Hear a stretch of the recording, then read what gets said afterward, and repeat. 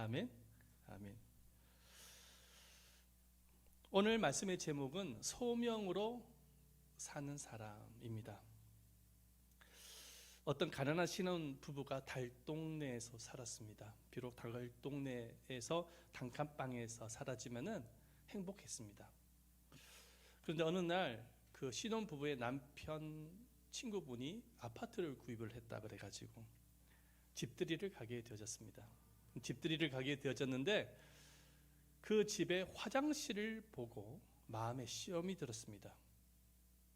왜냐하면은 달동네 자기 집은 화장실이 밖에 재래식 화장실인데 퍼세식인데 그 친구 집은 따뜻한 물이 나오는 수세식 화장실, 현대식 화장실이었기 때문입니다.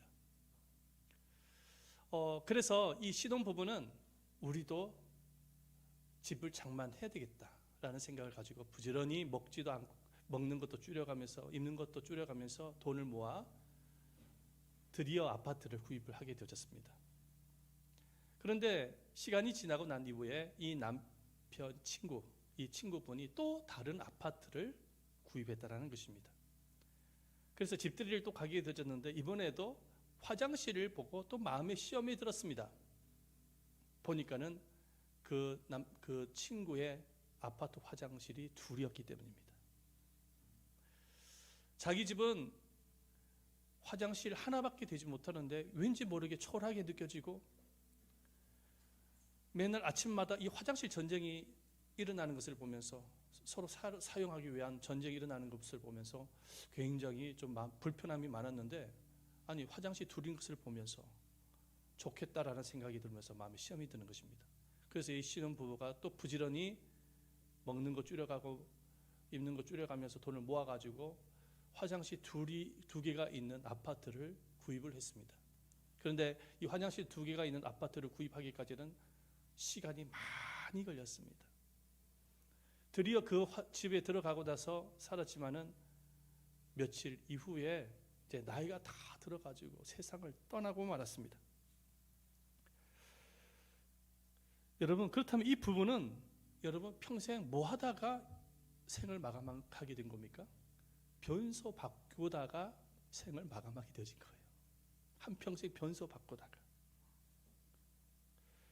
왜냐하면 평생 한 일이 화장실 바꾼 것밖에 없기 때문입니다. 물론 뭐 화장실 둘에 있는 아파트에 들어가는 것이 뭐 큰 잘못은 아닙니다. 하지만은 자신의 인생을 평생 화장실 바꾸는 데만 목적을 두고 살았다면은 그는 어리석은 삶을 산 것입니다. 화장실은 아니지만 평생을 부동산을 모으거나 돈을 모으는 데만 골몰하면서 인생을 마감했다고 한다면 평생을 자기 성공, 자기 업적, 자기 만족만을 위해서 사는 그런 사람들이 많은데 그런 인생을 살았다고 한다면 여러분 화장실 이 두 바꾸면서 살아갔던 사람과 별반 차이 없이 어리석은 인생을 산 것입니다. 왜냐하면 우리 인간은 우리 사람은 세상의 것에만 골몰하면서 살다가 사라지는 그런 존재가 아니기 때문입니다. 우리 인생은 하나님의 영광을 위해서 살다가 영원한 천국에 들어가야 할 인생인 것입니다. 믿으시길 바랍니다. 그래서 성경은 인생의 목적을 자기의 영광이 아닌 하나님의 영광에 두어야 된다라고 말씀하고 있습니다. 우리 말씀을 한번 보겠습니다. 고린도전서 10장 31절 말씀 다 같이 한번 읽어보겠습니다. 시작. 그런즉 너희가 먹든지 마시든지 무엇을 하든지 다 하나님의 영광을 위해서 하라. 우리 인생의 목적을 하나님의 영광에 두어야 된다라고 성경 우리에게 분명히 말씀하고 있습니다. 하지만 안타깝게도 인간이 하나님 앞에 죄를 범하고 난 이후에 하나님의 영광이 뭡니까? 하나님의 영광보다는 사람들은 자기의 영광을 인생의 목적을 두고 살아가게 되어집니다. 자기 영광, 자기 만족만을 위해서 세상 안에서 자기 영광을 찾기 위해서 골몰하다가 나중에는 영원한 지옥불에 들어갈 수밖에 없는 그런 운명이 되고 말았어요. 그래서 하나님은 자기 백성들에게 하나님의 영광이라는 인생 목적을 회복하기 위해서 특별하고도 신비한 일을 행하셨습니다. 특별하고도 신비한 일을 행하셨어요. 그 특별하고도 신기한 일이 뭐냐면 자기 백성을 소명의 사람으로 부르시는 것입니다. 따라 보십시다. 자기 백성을 소명의 사람으로 부르시는 것입니다. 여러분, 소명이라는 것은 보여주세요. 영어로 calling이라고 합니다. 부르심. 하나님의 부르심이에요.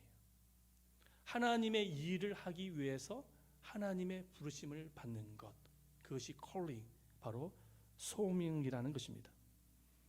그런데 이 소명에는 두 종류가 있는데요.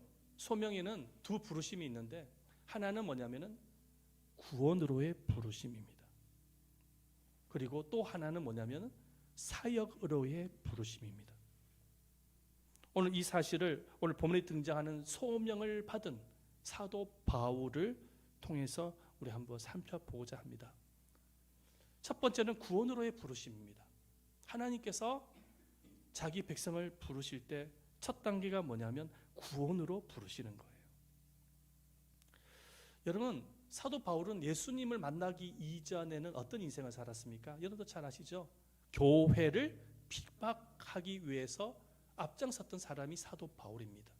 그리스도인들을 색출해가지고 감옥에 투옥시키고 그렇게 살을 살았던 체포조 우두머리가 바울이었습니다. 그래서 그때 당시에 그리스도인의 입장에서 볼 때는 이 바울이라는 사람은 정말 고약하고 악랄한 인간이었습니다. 그날 바울은 또 다메섹상에 교회가 있다라는 소식을 접하고 대제사장으로부터 영장을 받아가지고 그리스도인들을 체포하기 위해서, 색출하기 위해서 가게 되어집니다. 다메섹으로 가는 그 바울의 모습을 한번 상상해 보시기를 바랍니다. 막 눈빛은 번뜩이는 눈빛이었을 거예요. 그리고 내 눈앞에 예수쟁이 나타나기만 해봐라. 내 눈앞에 예수쟁이들 나타나기만 해봐라. 내가 당장 잡아다가 예루살렘으로 끌고 갈 그런 기색을 가지고 카리스마적인 모습을 가지고 그 다메섹상의 교회를 향해서 바울은 가게 되어집니다.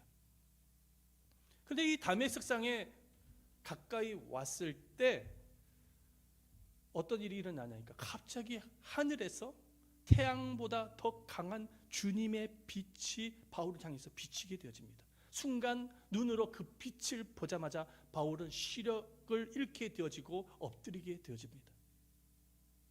그때 부활하신 예수님의 음성을 듣게 됩니다. 사울아 사울아 내가 어찌하여 나를 핍박하느냐. 바울은 그 음성을 듣고 말을 합니다. 누구십니까? 나는 내가 박해하는 예수라. 바울은 예수님을 박해한 적이 없습니다. 바울은 교회를 박해했을 뿐입니다. 그런데 예수님은 교회를 박해하는 것을 예수 자신을 박해하는 것으로 말씀하셨습니다. 그 이유가 무엇이냐니까 교회라는 것은 주님의 몸이기 때문입니다. 할렐루야. 여러분, 이 예담 제자 교회는 몸은 예수님입니다. 목사가 아닙니다.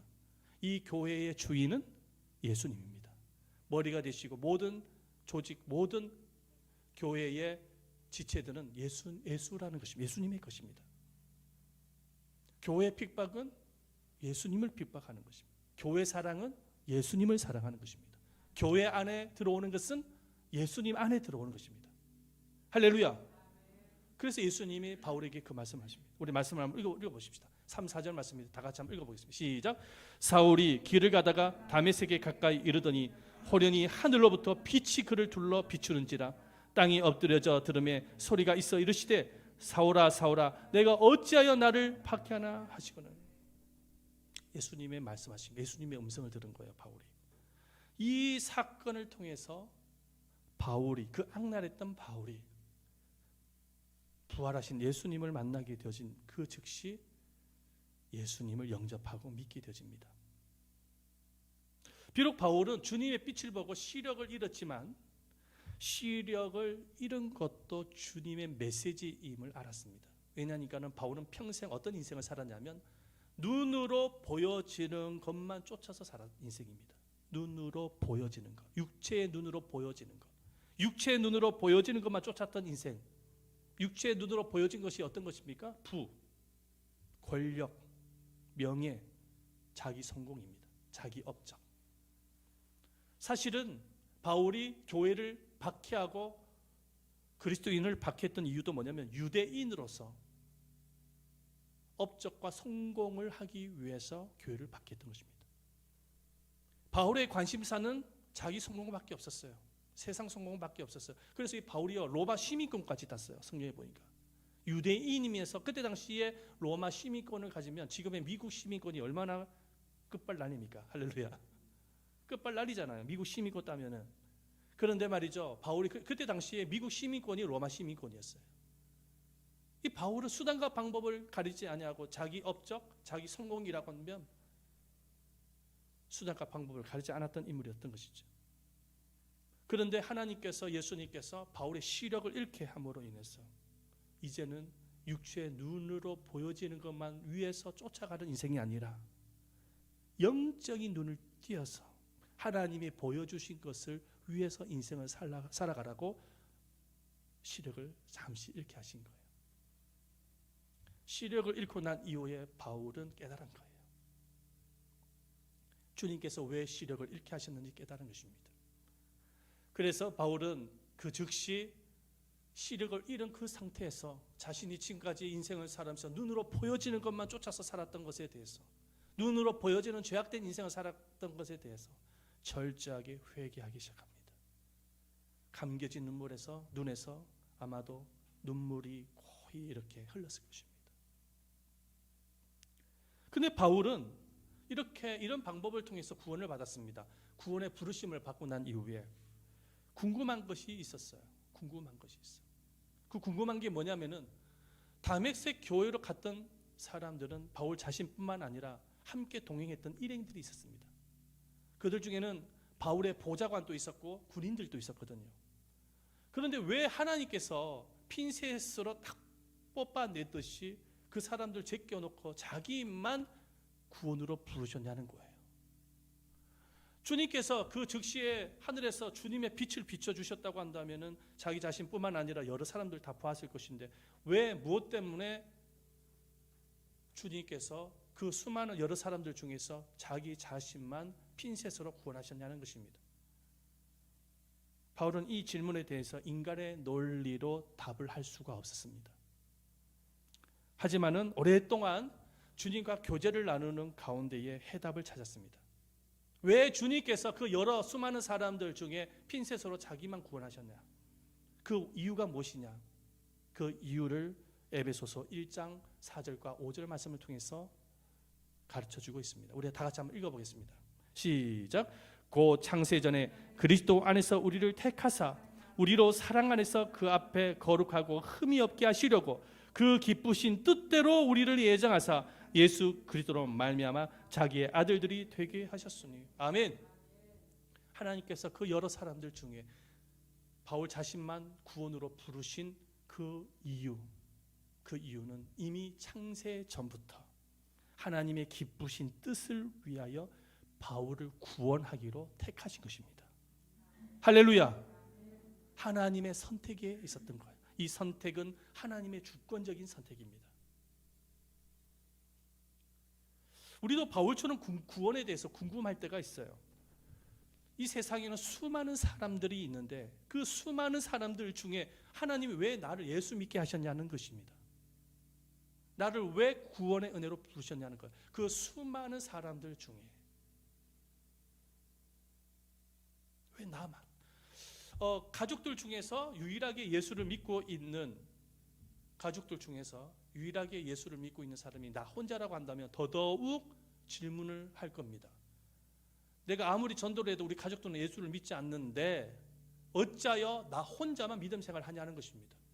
우리 가족들 다 함께 하면 참 좋을 텐데 자녀들한테 교회 가자고 해도 씨알도 먹히지도 않고 우리 남편한테 가자면 콧방귀나 끼쌌고 해도 말도 듣지도 않는데, 우리 가족들은 말도 듣지 않는데 어찌하여 나만 예수를 믿어서 이렇게 교회를 나오게 되었는지, 우리가 인생을 살다 신앙생활을 하다 보면은 그게 궁금한 거예요. 벌써 시간이 이만큼 지나갔는데도 불구하고.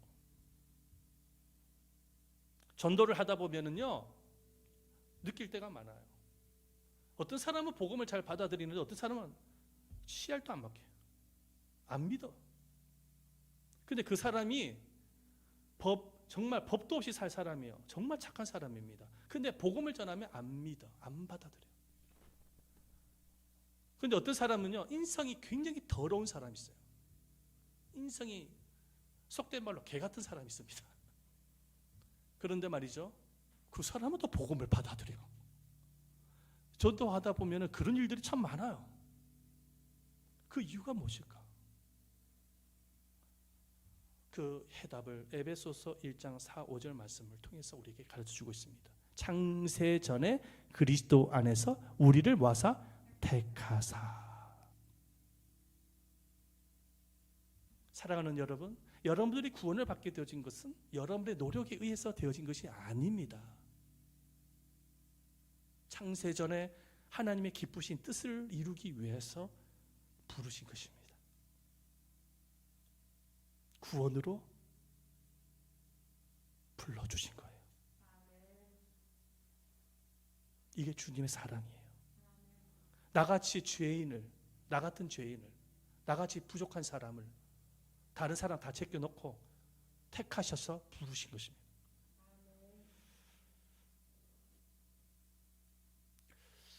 하나님께서의 부르심은 1차적인 부르심이 있는데, 그 1차적인 부르심이 뭐냐면 구원으로의 부르심입니다.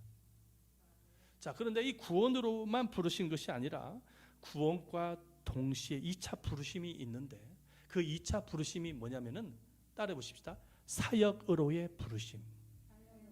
사역으로의 부르심입니다. 자, 사도 바울, 이 바울이 다메섹상에서 부활하신 예수님을 만나고 구원의 은혜를 받았습니다. 자, 구원의 은혜를 받게 되어지자 주님께서는 바울을 사역으로 부르시는 것을 보게 되어집니다. 자, 그런데 이 사명으로서의 부르심, 사명으로서의 부르심인데, 성경은 이 사명으로서의 부르심을 명확하게 나타나기 위해서 10절 말씀에 아주 중요한 접속 부사를 사용하고 있습니다. 그 접속 부사가 뭐냐면 10절 말씀에 보면은 보여주세요. 그때에라는 단어입니다. 제가 안 적어왔네요. 10절에 보십시오. 그 앞에 보면 그때에라는 단어를 쓰고 있습니다. 이게 뭐냐면 접속 부사인데요. 이게 뭐냐니까, 그때라는 것은 바울에게는 어떤 때를 말하는 겁니까? 다메섹상에서 부활하신 예수님을 만났지 않습니까? 그죠? 그때를 말하는 거예요. 그때 바울이 다메섹상에서 교회를 핍박하기 위해서 가다가 부활하신 예수님을 만난 그때에 하나님이, 부활하신 예수님께서 바울을 사명으로 부르시기 위해서 다메섹의 교회 성도였던 아나니아를 도구로 사용하십니다. 아까 조금 전에 우리 집사님이 아나니아, 아니니아 이렇게 했는데 사실은 아나니아입니다. 아나니아를 도구로 사용하는 것을 보게 되집니다. 하나님께서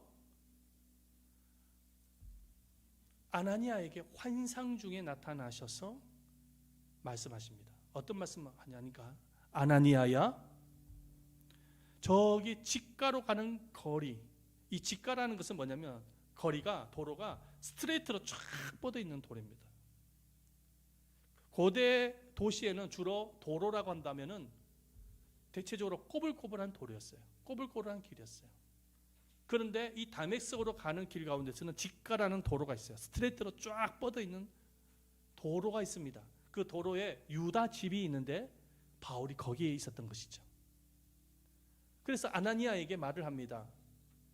아나니아야, 저 직가라는 거리에 유다 집이 있는데 거기에 바울이 있다. 가서 바울을 만나라. 우리 11절 말씀을 한번 읽어보겠습니다. 11절이죠. 함께 다 같이 한번 읽어보겠습니다. 시작. 주께서 이르시되 일어나 직가로 하는 거리로 가서 유다의 집에서 다섯 사람 사울이라는 사람을 찾으라. 그가 기도하는 중이니라 말씀하고 있습니다. 아나니아에게 시키는 거예요. 자, 그런데 말이죠. 하나님이 아나니아에게 바울을 만나야 하는 이유에 대해서 말씀하십니다. 그 이유가 뭐냐면 바울이 기도하고 있기 때문이라는 것입니다. 11절 말씀에 보면은 그가 뭐 하는 중이라? 기도하는 중이다. 기도를 하고 있었던 거예요. 바울이 기도하고 있는 중에 하나님이 아나니아에게 환상 중에 나타나 가지고 아나니아야 바울을 만나러 가라 이렇게 말씀한 거예요. 자, 그런데 이 11절 말씀을 원문으로 해석을 해봐야 됩니다. 원문으로 해석하면은 다음과 같은 단어가 빠져 있는 것을 보게 되십니다. 어떤 단어가 빠졌냐면은 보라와 왜냐하면이라는 단어가 빠졌어요. 우리 한글 번역 성경에는 보라 왜냐하면이 빠져 있습니다. 근데 원문 성경을 보면은 보라와 왜냐하면이 들어가 있습니다. 그래서 보라와 왜냐하면을 넣어서 원문을 해석을 하면은 다음과 같습니다. 한번 읽어보겠습니다. 시작. 직가라는 거리로 가서 유다의 집에 있는 사울을 찾으라. 왜냐하면 말이야 아나니아야 저기 좀 봐. 바울이 기도하고 있어. 그러니 찾아가서 바울을 도와줘. 이렇게 해석을 할 수가 있습니다. 그러니까 하나님께서 아나니아에게 그런 말씀을 하는 겁니다. 아나니아야 저 바울을 저 직가라는 유다 집에 바울이 있는데 바울을 만나러 가. 왜냐하면 말이야 아나니아야 바울이 지금 나를 정말로 기뻐하는 기도를 하고 있어. 그러니 너가 빨리 가서 도와줘야 돼. 해석을 하면 그렇습니다. 자, 그렇다면은 바울이 무엇을 기도했을까요? 예수님을 만났던 바울이 뭘 위해서 기도를 했을까요? 하나님, 제 눈 좀 뜨게 해주세요. 그런 기도를 했을까요? 예? 시력을 잃었습니다. 눈 앞을 보게 해주십시오. 그런 기도를 했을까요? 집사님, 뭘 위해서 뭘 기도했을 것 같아요? 바울이 주님을 만난 바울이 뭘 위해서 기도를 했을 것 같아요? 하나님 어찌해서 멀쩡했던 내 눈을 멀게 했습니까? 그러면서 원망의 기도를 했을까요? 결코 그렇지가 않습니다. 부활하신 예수님을 만나고 난 이후에 바울은 이런 기도를 했습니다. 하나님, 지금까지 저는 저 자신만을 위해서 살았습니다. 저 자신만을 위해서 살았습니다. 하지만 이제 앞으로는 주님을 위해서 살겠습니다. 복음의 빚을 졌기 때문에 저 같은 악랄한 인간을 구원해 주신 그 은혜의 빚을 갚기 위해서라도 주님을 위해서 살겠습니다. 하나님, 주님을 만나기 이전에는 교회를 핍박하며 살았지만 이제 앞으로는 교회를 세우면서 살겠습니다. 그런 기도를 한 거예요. 그런 기도를 했을 때 주님의 마음에 감동을 받은 거예요. 그래서 다메섹산 교회에 다메섹에 있는 교회에 아나니아를 선택해가지고 아나니아야 저기 좀 봐. 바울이 나를 기쁘게 하는 기도를 하고 있어. 그러니 빨리 가서 너가 좀 도와줘야 되겠다.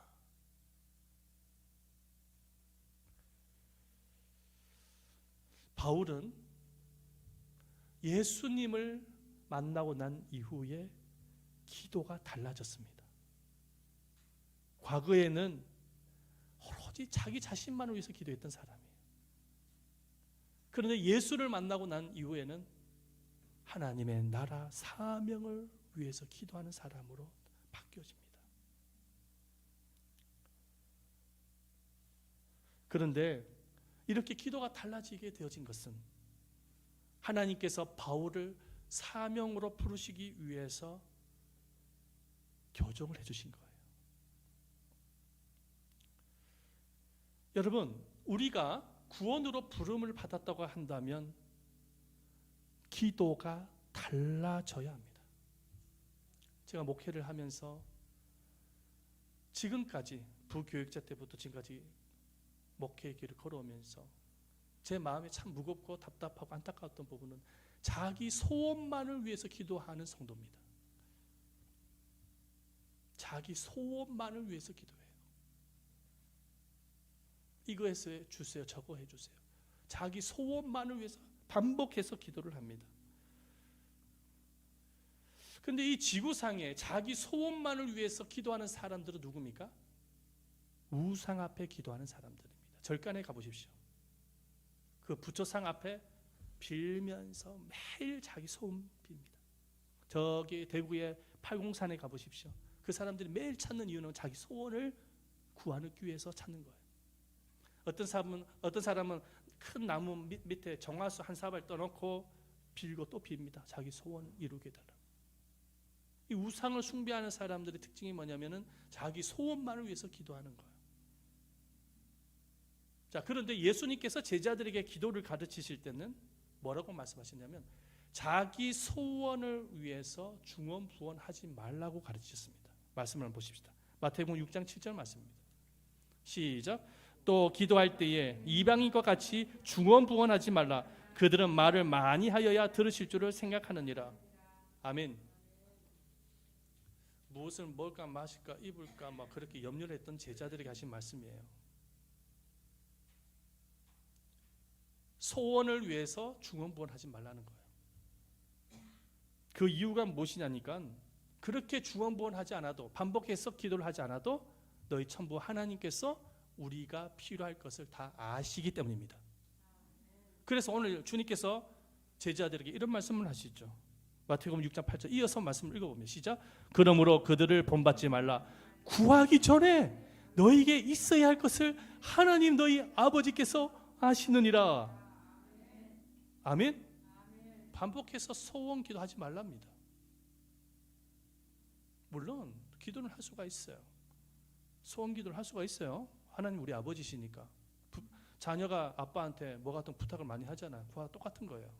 하지만은 반복해서 할 필요 없다는 거예요. 다 알고 다 아신다는 하나님이 뭐가 필요한지를. 이렇게 자꾸 자기 소원을 위해서 기도하는 것은 이방인들이 구하는 것이라는 거예요. 우상 숭배하는 사람들이나 하는 것이라는 것입니다.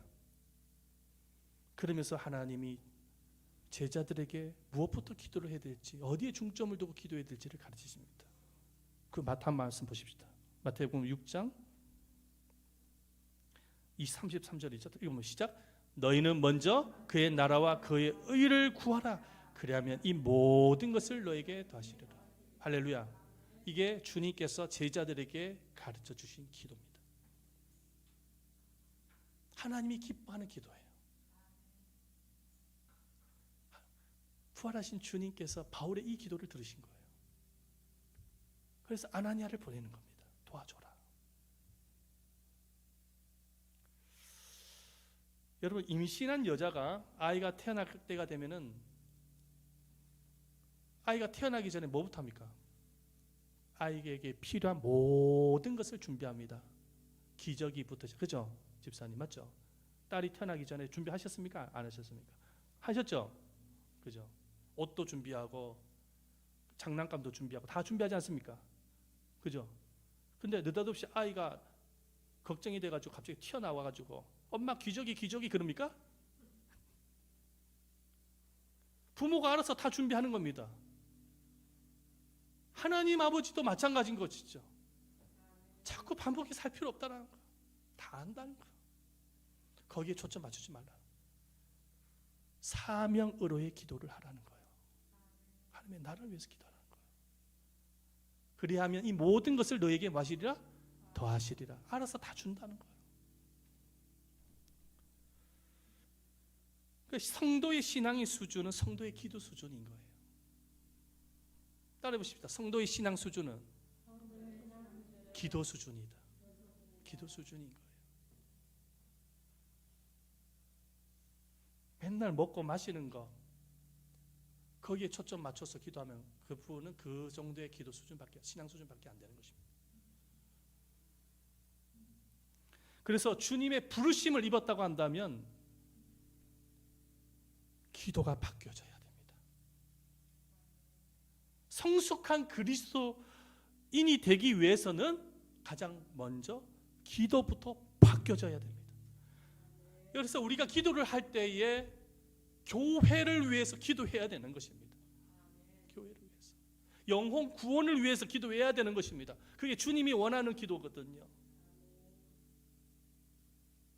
목사님에게 더욱더 능력을 달라고 기도를 해주시기를 바랍니다. 네? 복음을 위해서 기도해야 됩니다. 자, 그런데 바울을 만나러 가라라는 주님의 음성을 들었던 아나니아의 반응을 한번 보십시다. 우리 13절 말씀 읽어봅니다. 13절입니다. 시작. 아나니아가 대답하되 주여 이 사람이 대하여 내가 여러 사람들에게 듣사온즉 그가 예루살렘에서 주의 성도에게 적지 않은 해를 끼쳤다 하더니, 여러분 이 말씀은 어떤 내용입니까? 아나니아가 예수님의 음성을 듣고 가라는 예수님의 음성을 듣고 반응을 하는 것입니다. 어떤 반응입니까? 주님, 제가 이 바울이라는 작자에 대해서 그리스도인들로부터 들은 소문이 있는데 이 사람 교회 핍박했던 사람이에요.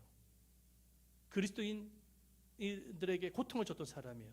그러니 주님, 그냥 시력을 잃은 상태에서 고통하며 살도록 좀 내버려 두세요. 그 말씀인 거예요. 그렇게 지금 이의를 제기하는 거예요.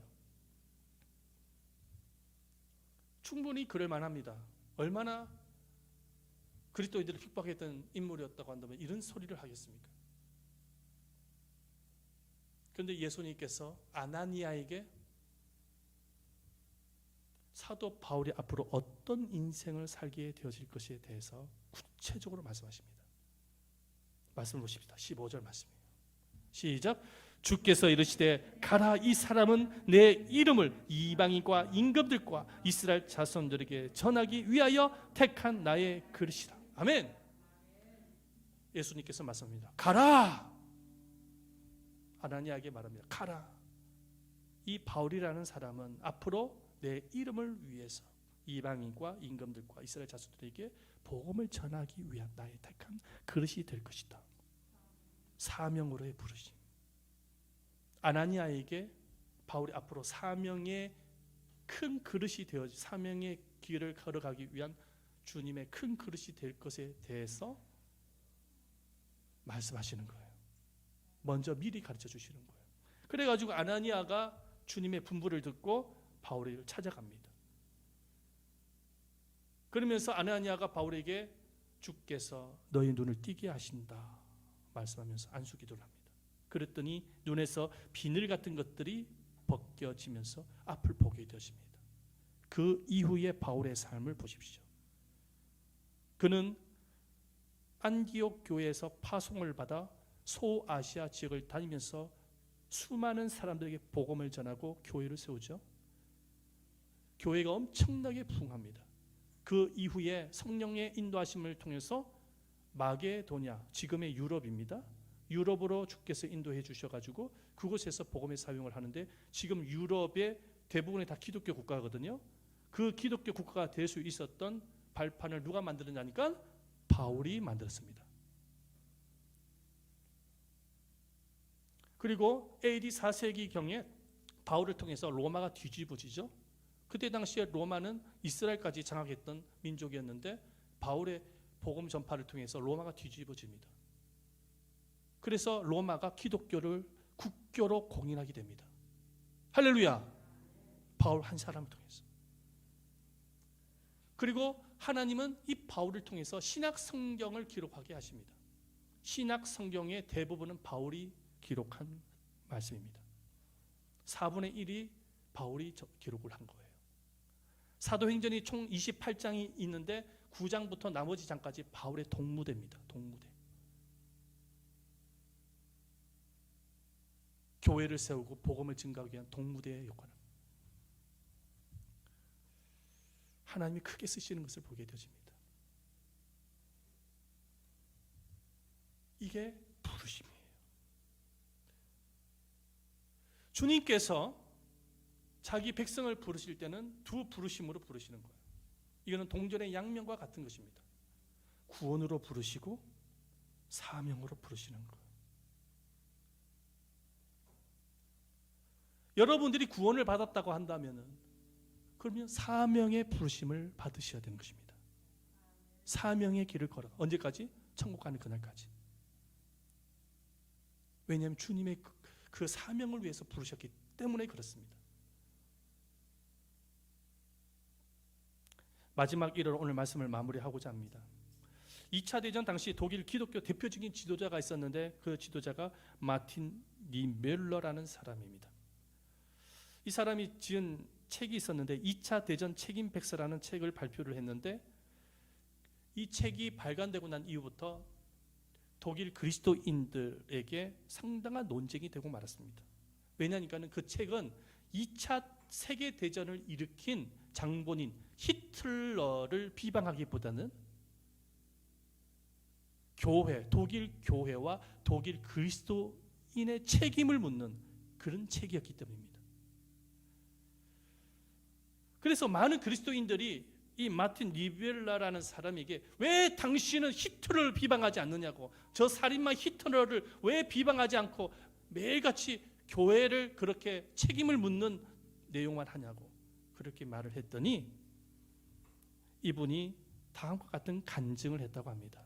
이 간증이 뭐냐면, 저는 누워서 잠을 잘 때 꿈을 꿀 때마다 똑같은 꿈을 꾸었습니다. 7번이나 똑같은 꿈을 꾸었는데 주님께서 심판대에 계시고 제가 그 심판대 앞에 주님의 질문을 듣고 답변을 하고 난 이후에 지나가려고 하는데 뒤에서 어떤 소리가 들렸습니다.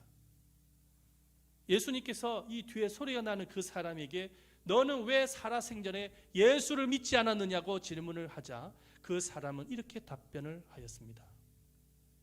저에게 예수님을 전해주는 사람이 없어서 믿지 못했습니다. 근데 그 소리를 듣고 어디서 많이 듣던 소리여서 뒤를 돌아보니 그 사람은 다름이 아니라 바로 히틀러였습니다. 그것을 보고 난 이후에 저는 깨달았습니다. 저도 히틀러가 밉습니다.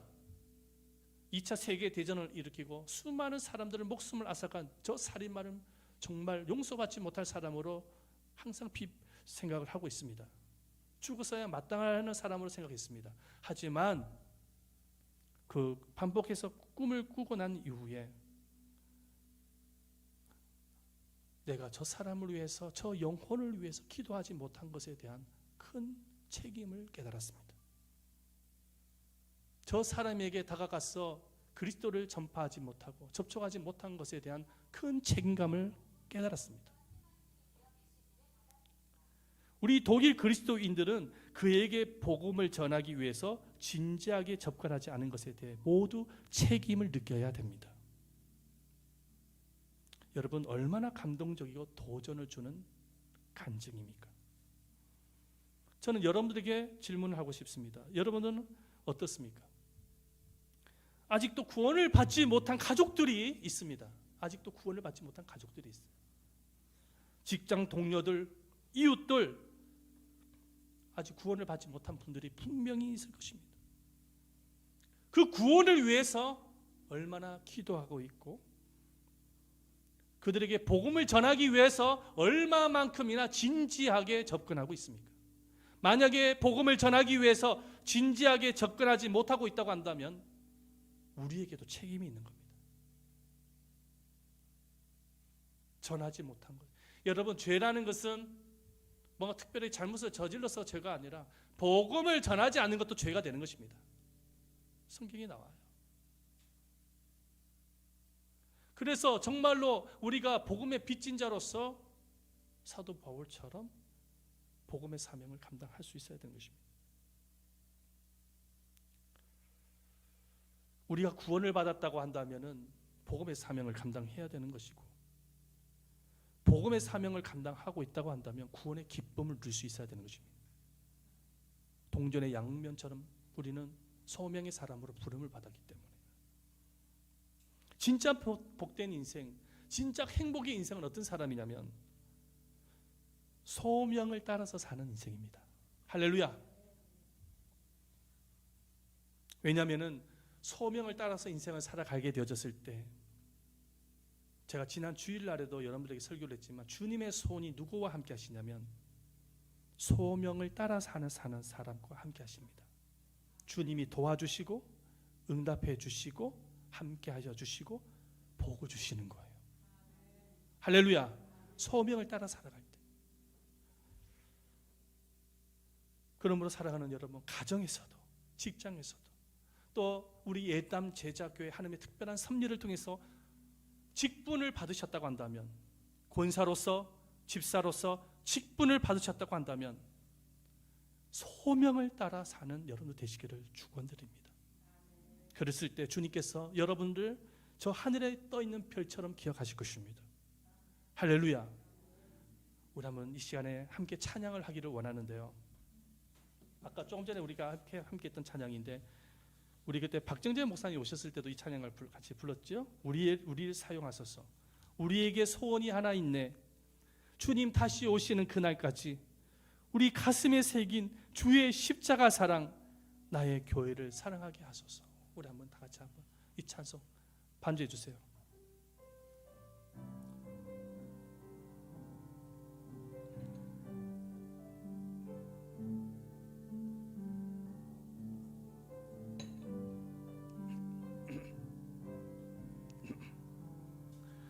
우리에겐 소원이 하나 있네. 주님 다시 오실 그날까지 우리 가슴에